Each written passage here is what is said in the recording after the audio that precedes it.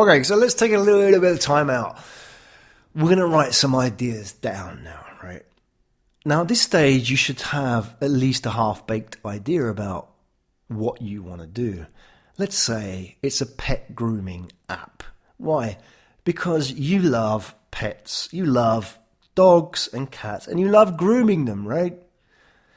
If that's cool, let's go back and review some of the stuff that we've talked about in the second lesson and apply that to your pet grooming app.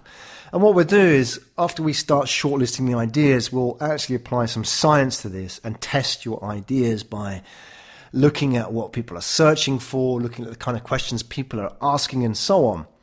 But for now, we're just going to write down some ideas. Let's go back. Write down the idea, pet grooming app, right? Go back to what we've just talked about. One, the one thing, going small. Is that really niche? Well, I think it is, because pet grooming is a pretty niche idea. You could talk about pets generally, which is a huge area, and importantly, it's an area where people are emotionally attached to the pets, right? You know, they almost like their own children in some cases. So people are emotional about that, right? So they're not looking at this in terms of commodities.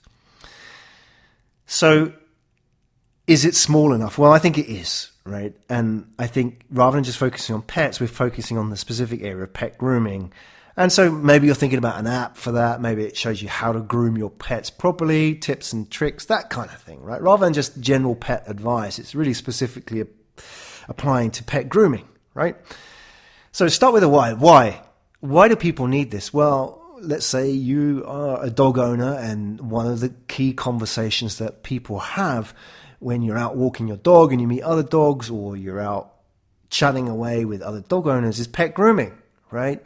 You know, people always ask you about grooming that long-haired dog that you've got, that long-haired, shabby, mop-like dog.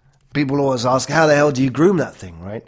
Well, you know, this is an issue. Obviously, it's a problem as well for some people, because, you know, maybe there's a whole bunch of things associated with pet grooming, which are problems, which we'll talk about in the middle. But the why question is, well, it's something that keeps coming up in your daily conversations, and people keep asking the same questions. If people keep asking the same questions, it's a problem that's not getting fixed.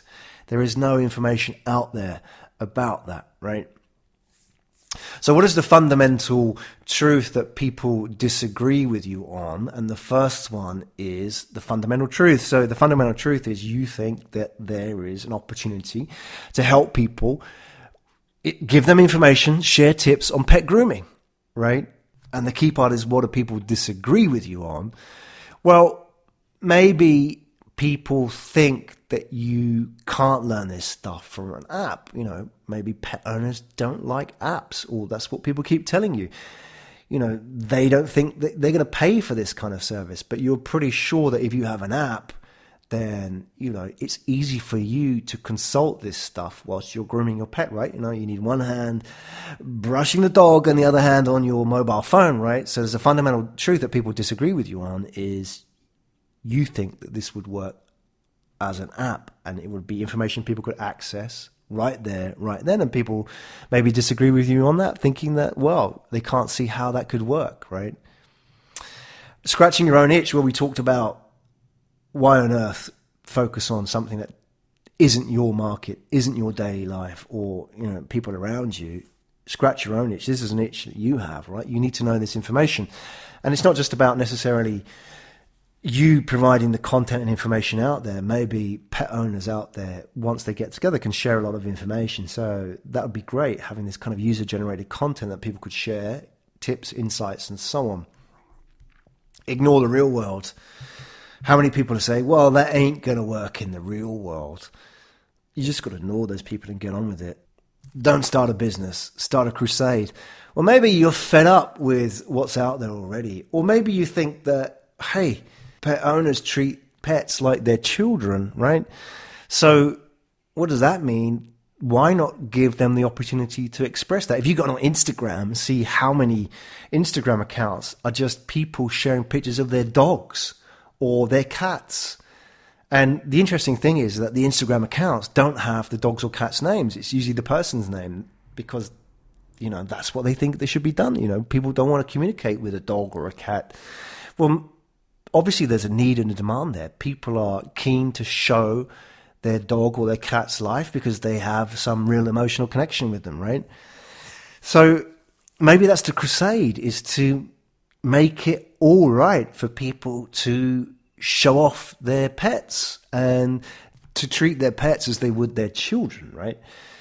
Make it okay for people to share pictures and share grooming, just like teenagers would share pictures of their hairstyles, right?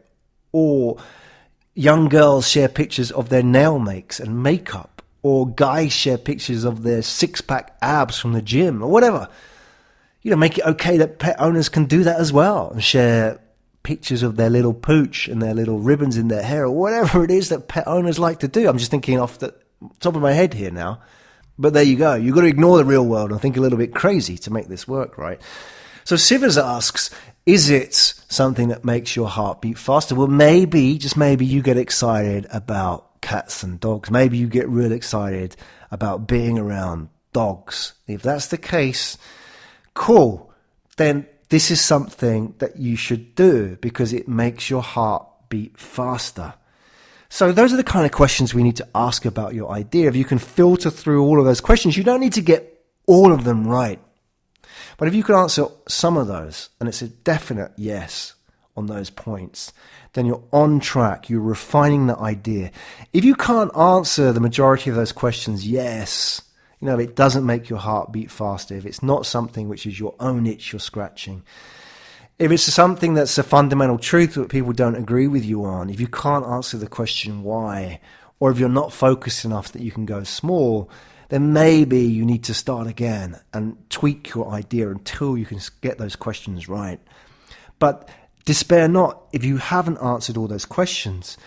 Start again. Go and talk to somebody else. Write those ideas down. Use your lean canvas. Write them down in that box and share it with somebody and get some feedback. Because often if you're stuck, the best thing you can do is to hear somebody else talk the problem through. And for you to be a listener rather than you constantly presenting, it gives you a second perspective on that problem until the idea can pass the test and get through all of those questions as a positive.